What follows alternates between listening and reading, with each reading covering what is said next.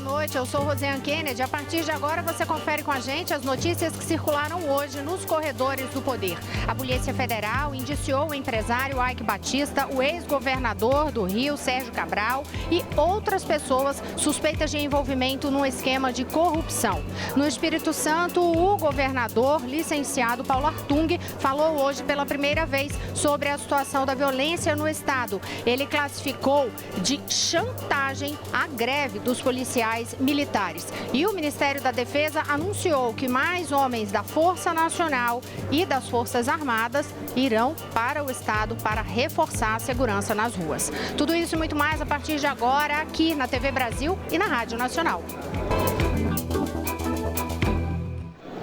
A gente começa a edição de hoje falando sobre essa decisão da Polícia Federal no Rio de Janeiro, que indiciou o empresário Eike Batista e também o ex-governador do Rio de Janeiro, Sérgio Cabral. Além deles, outras 10 pessoas suspeitas de envolvimento naquele esquema de corrupção no Rio de Janeiro, que está sendo investigado num dos braços da Operação Lava Jato, realizado ali naquele estado. E hoje também, Eike Batista e outras pessoas investigadas prestaram depoimento nessa investigação. Quem tem os detalhes é Maurício de Almeida, diretamente do Rio de Janeiro. Olá, Rosiane. O empresário Eike Batista e outros 6 presos na Operação Eficiência voltaram hoje à sede da Polícia Federal, no Rio de Janeiro, para prestar depoimento.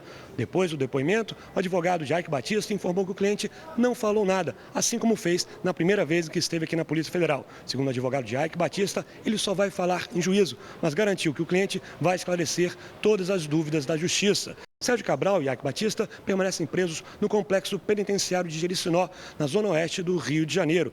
Essa quadrilha estaria sendo organizada por Sérgio Cabral, que, segundo a Polícia Federal, é o chefe da organização criminosa. Ele teria comandado um esquema de pagamento de propina na época em que era governador do Rio de Janeiro. Olha, e em relação à Operação Lava Jato, havia uma expectativa muito grande hoje sobre um julgamento que estava pautado no Supremo Tribunal Federal referente a recursos do ex-presidente Lula e do ex-deputado cassado Eduardo Cunha. Vamos saber o que é que aconteceu em relação a esse julgamento com o repórter Vitor Ribeiro, da Rádio Nacional. Boa noite, Vitor. Boa noite, Rosiane. Apesar da expectativa, o Supremo Tribunal Federal deixou para outro dia esses julgamentos de um recurso do ex-presidente Luiz Inácio Lula da Silva e o pedido de liberdade para o deputado cassado Eduardo Cunha. A informação de bastidores é que os processos da Lava Jato não entraram na pauta porque a presidente do STF, ministra Carmen Lúcia, estava ausente. Ela precisou viajar para Belo Horizonte por motivos pessoais e volta a Brasília amanhã. A defesa de Lula questiona o ato do ministro Teori Zavascki, que devolveu ao juiz federal Sérgio Moro as investigações contra o ex-presidente na Lava Jato e quer a anulação de toda a investigação contra o ex-presidente. Já os advogados de Eduardo Cunha alegam que o juiz Sérgio Moro descumpriu uma decisão do próprio STF ao prender o deputado cassado em outubro do ano passado. No entendimento da defesa de Cunha, o STF decidiu que, se fosse afastado da presidência da Câmara dos Deputados, Eduardo Cunha não precisaria ser preso. Por isso, o pedido de liberdade para Cunha. Na sessão de hoje, o Supremo decidiu que o poder público não é responsável quando uma empresa terceirizada atrasa o pagamento dos prestadores de serviço. Rosiane. Obrigada, Vitor. E olha, ainda falando de Lava Jato, havia toda uma expectativa em relação a esse tema para saber se a decisão do Supremo vai ter algum impacto em relação a outras prisões feitas na Lava Jato. Hoje, o presidente da AJUF foi abordado sobre isso logo após um encontro que ele teve com o coordenador da Operação Lava Jato no Ministério Público lá no Paraná, Deltan Dallagnol. Mas quem tem detalhes, tanto do encontro como do que disse o presidente da AJUF, é Jéssica Gonçalves, que fala com a gente diretamente dos estúdios da Rádio Nacional. Boa noite. Boa noite, Rosiane. O presidente da AJUF, a Associação dos Juízes Federais, Roberto Veloso, recebeu hoje o coordenador da Força Tarefa da Operação Lava Jato, o procurador do Ministério Público Federal, Deltan Dallagnol. A audiência foi solicitada por Dallagnol para tratar sobre o futuro das investigações. Nesse encontro, eles também falaram sobre o fim do foro privilegiado e sobre mudanças no prazo para prescrição de crimes. O coordenador da Lava Jato preferiu não comentar o que foi discutido na reunião. Já o presidente da AJUF, Roberto Veloso, afirmou que o andamento da Lava Jato não vai ser alterado com as mudanças no STF e no Ministério da Justiça. Vamos acompanhar o que ele disse. Há uma operação no Supremo Tribunal Federal, é inegável. Essa operação agora está sob o comando do ministro Fachin e a assunção do ministro Alexandre Moraes, que provavelmente vá para a primeira turma, ele vai participar dos julgamentos da operação quando for o caso de julgamentos de competência do plenário.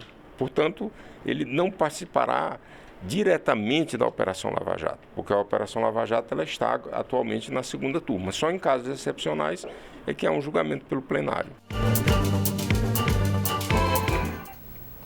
Rosiane, lembrando que na semana passada, o ministro do Supremo, Edson Fachin, foi sorteado para herdar a relatoria dos processos relativos à Lava Jato, que era feita por Teori Zavascki, morto em um acidente de avião em janeiro. E nesta semana, o presidente Michel Temer indicou o ministro da Justiça, Alexandre de Moraes, para a vaga de Zavascki no STF. Rosiane. Obrigada, Jéssica. Sobre essa indicação, tem novidades hoje. Daqui a pouco a gente fala com Mariana Jungmann sobre este assunto, a indicação de Alexandre de Moraes, que esteve hoje aqui no Congresso Nacional, inclusive fazendo um corpo a corpo, ele que vai ter que ser sabatinado na Comissão de Constituição e Justiça. Mas agora a gente vai até a redação da Agência Brasil para conferir outras informações com Marcelo Brandão. Boa noite, e ainda é de investigação, né, Marcelo?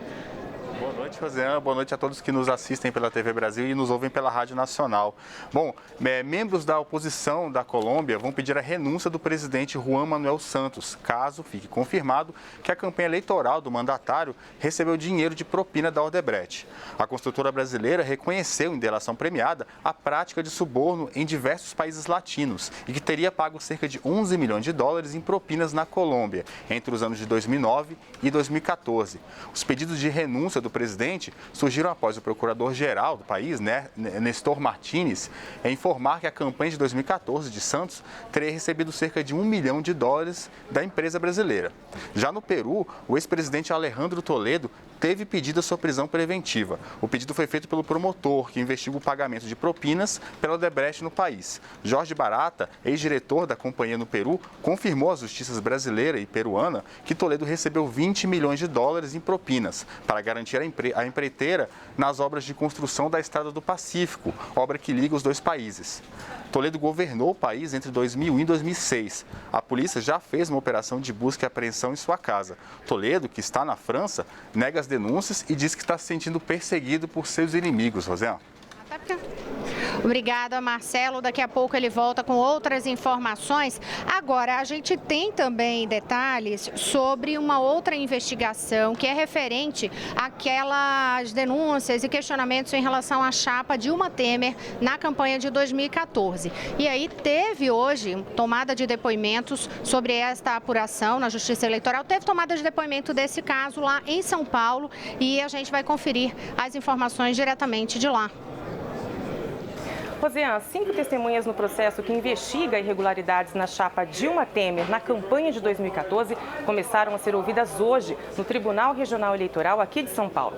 Esses depoimentos são um desdobramento de uma operação da Polícia Federal realizada no ano passado, quando a PF visitou empresas subcontratadas por gráficas que, segundo as investigações, não teriam de fato prestado serviços.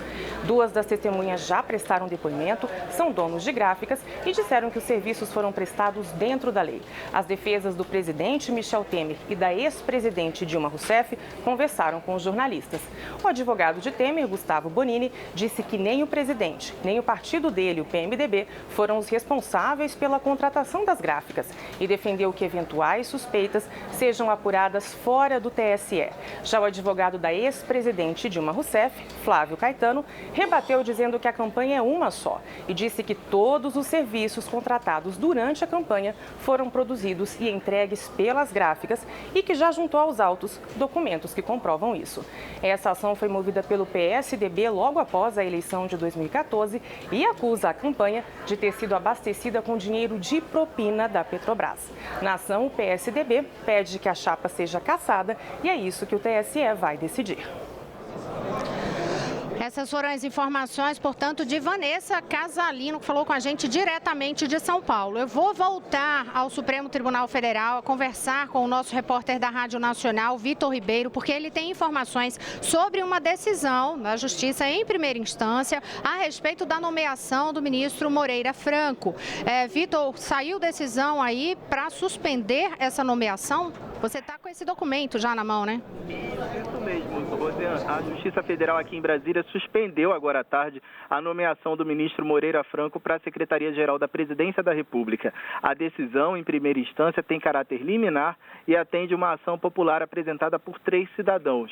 Nessa decisão, o juiz Eduardo Rocha Penteado entende que a situação de Moreira Franco se assemelha ao caso da nomeação do ex-presidente Luiz Inácio Lula da Silva para a Casa Civil pela ex-presidenta Dilma Rousseff no ano passado.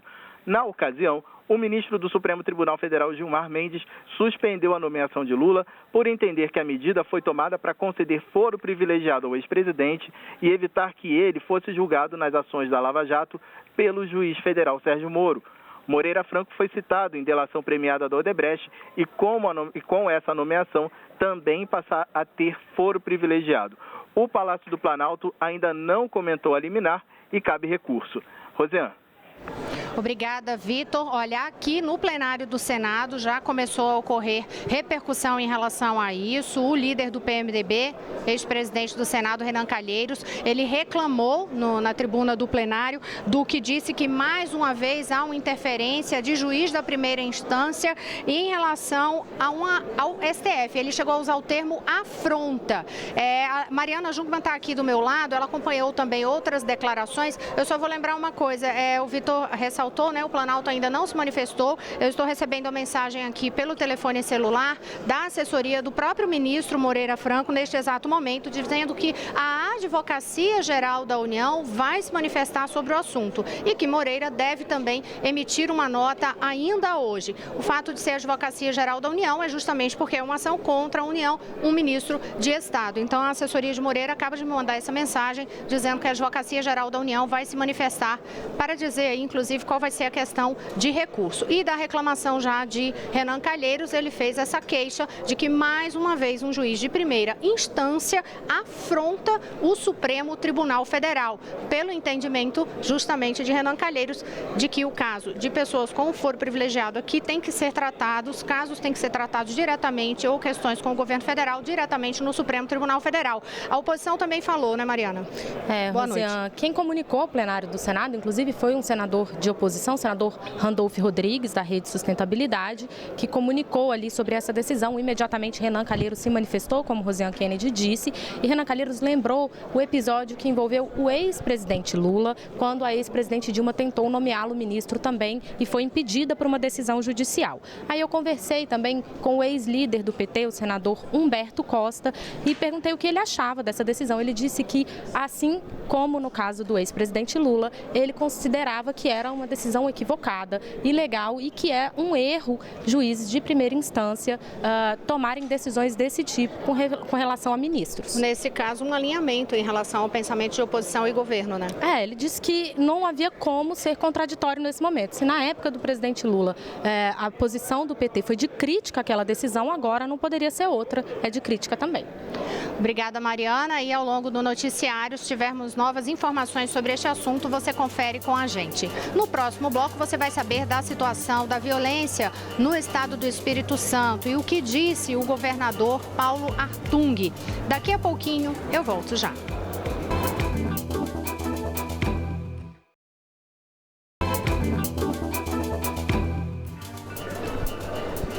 Olá, estamos de volta. Eu sou Rosiane Kennedy. Você confere com a gente as notícias que circularam hoje nos corredores do poder. Eu já abro esse bloco falando sobre a situação do enfrentamento dos problemas com a segurança no estado do Espírito Santo, porque hoje o governador Paulo Artung falou e quem acompanhou essas declarações e tem informações para a gente diretamente do Espírito Santo é a repórter da Agência Brasil, Ana Cristina Campos.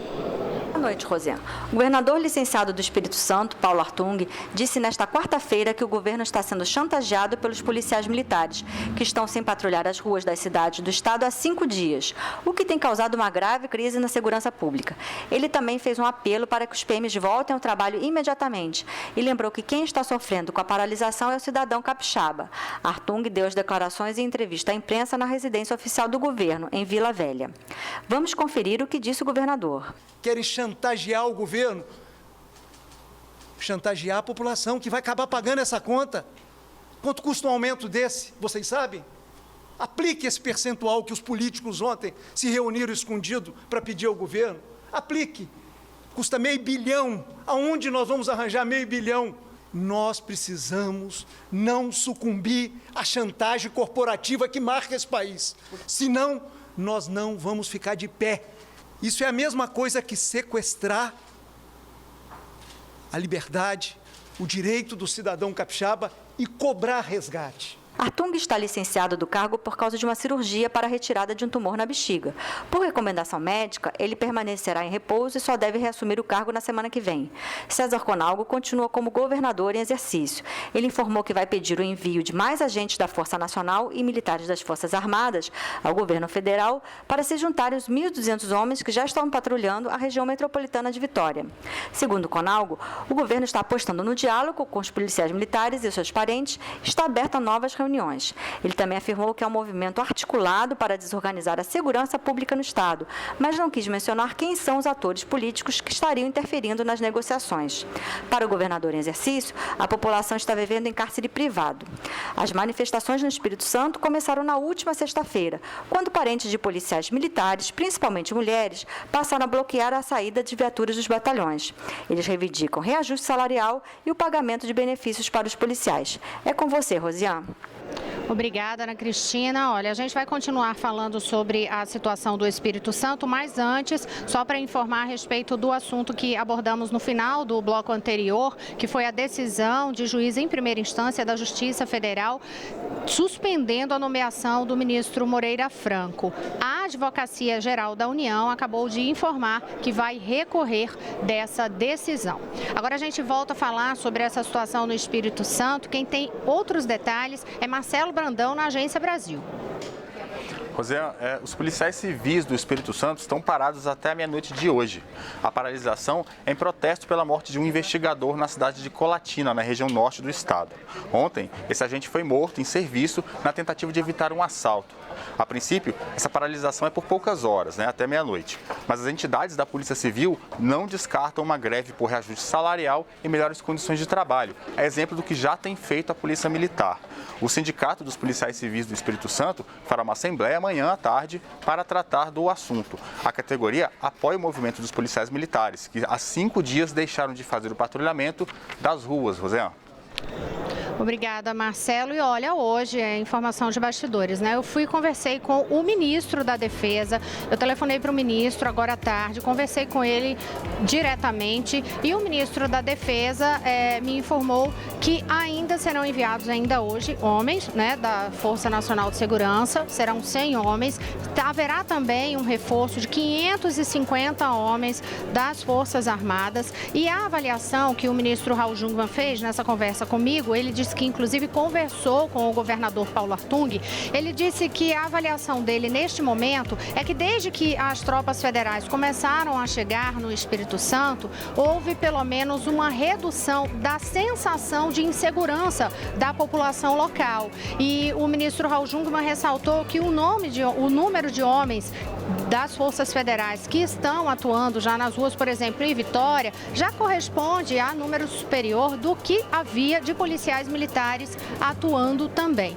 O ministro Raul Jungmann ressaltou ainda que o número de homicídios reduziu do fim de semana para cá. A gente lembra que na virada do fim de semana foram mais de 50 mortes e aí ele disse que depois que as forças federais chegaram lá, houve uma redução em relação a esse número de casos de assassinatos. Agora vamos ver o que eu tenho aqui para seguir. A gente tem informações agora aqui do Congresso Nacional. Eu volto a conversar com Mariana Jungmann, porque hoje o ministro indicado, o ex-ministro da Justiça, que está licenciado, na verdade, não é ex-ministro, ele está licenciado do Ministério da Justiça, Alexandre de Moraes, indicado para a vaga no Supremo, ele veio para o Congresso Nacional. A gente pode dizer que é para fazer a campanha pelo voto de aprovação da sabatina, Mariana? Veio fazer um corpo a corpo, Rosiane? O ministro Alexandre de Moraes disse que vai visitar todos todos os 81 senadores, vai tentar conversar com todos. Começou hoje pelo presidente do Senado, Eunício Oliveira, com quem ele esteve, veio trazer o seu currículo, que aliás é uma praxe, os indicados para cargos que precisam ser sabatinados no Senado trazerem aqui seu currículo para ser apresentado aos senadores. Depois, Alexandre de Moraes esteve também com a bancada do PSDB, partido ao qual ele era filiado até esta semana, se reuniu com a bancada do PSDB e disse que vai fazer isso com todo mundo. Vamos ouvir um pouco do que disse Alexandre de Moraes. A partir da indicação oficial, ontem foi publicado no Diário Oficial, a documentação já chegou ontem à tarde, então eu vim fazer uma primeira visita, apresentar minhas credenciais, o meu currículo ao presidente do Senado, o senador Eunício.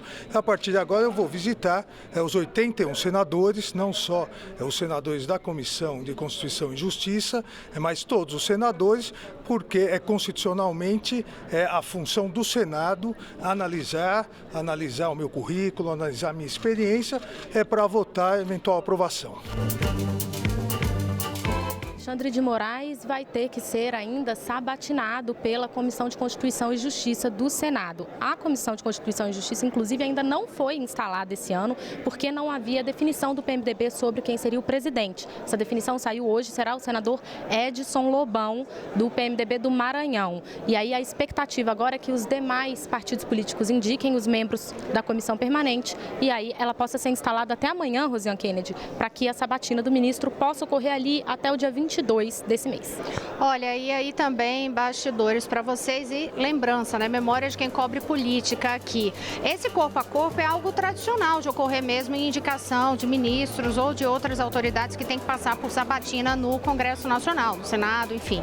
E eu lembro muito bem lá em 2015, por exemplo, quando o Edson Fachin veio aqui fazer justamente esse corpo a corpo, conversar com o presidente da casa, à época Renan Calheiros, e a partir daí também conversar com os outros parlamentares. Então, Teori Zavascki também fez isso, é comum eles virem visitar e pedir votos. Isso. E outra informação importante é que você, cidadão que está nos acompanhando aqui, você sabia que você também pode mandar pergunta para essa sabatina? Quer perguntar alguma coisa para Alexandre de Moraes? É só entrar no E-Cidadania, lá no portal do Senado, né? senado.leg.br, e aí lá você acha o E-Cidadania. Tem um 0800, tem esse espaço também para mandar mensagem. No caso da sabatina do Fachin, eu fui verificar essa informação, na época foram 700 perguntas enviadas pela população. E aí o que acontece com essas perguntas? São feitas diretamente? Não, elas são distribuídas para todos os integrantes da comissão e aí eles mesmos usam parte dessas perguntas que são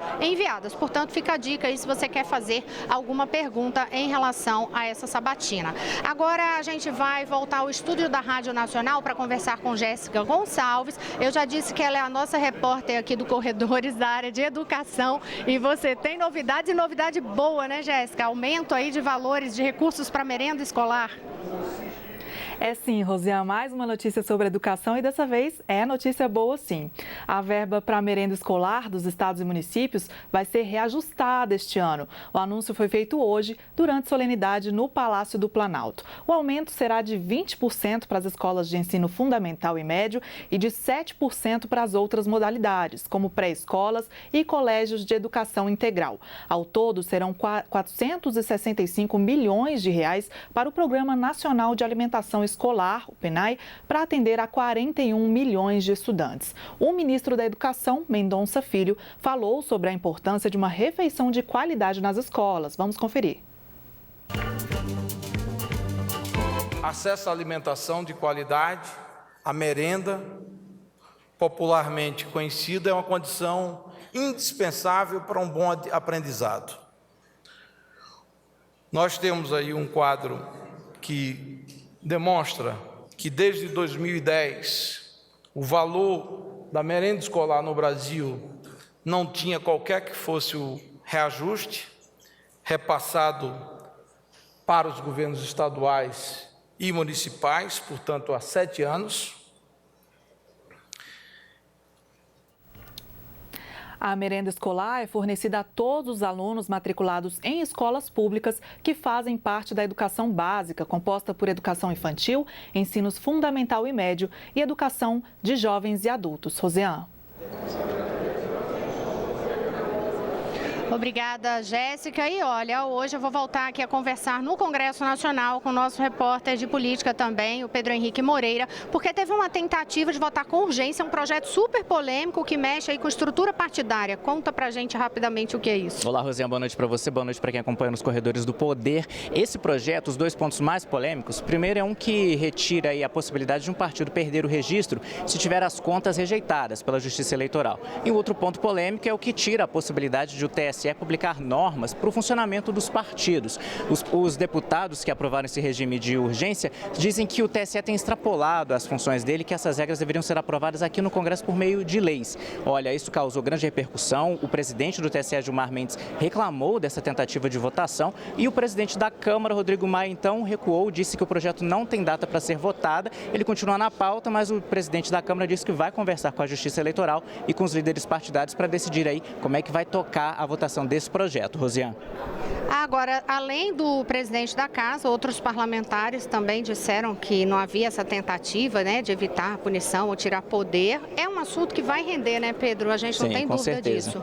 Mas olha, não se preocupa, você que está em casa aí acompanhando, o Pedro está aqui de olho na Câmara dos Deputados todo dia para contar igual ele contou hoje. Ó, tentaram lá votar, botaram urgência, traz imediatamente a informação para você ficar de olho aqui com a gente também do que acontece nos corredores do poder. E aí, quando tem todos os detalhes, a gente lembra que você também pode conferir no site agenciabrasil.ebc.com.br. Hoje a gente fica por aqui, mas eu aguardo você amanhã com muitas notícias de bastidores, tudo o que ocorre no Congresso Nacional, no Poder Executivo e também ali do outro lado, no Supremo Tribunal Federal. Até amanhã.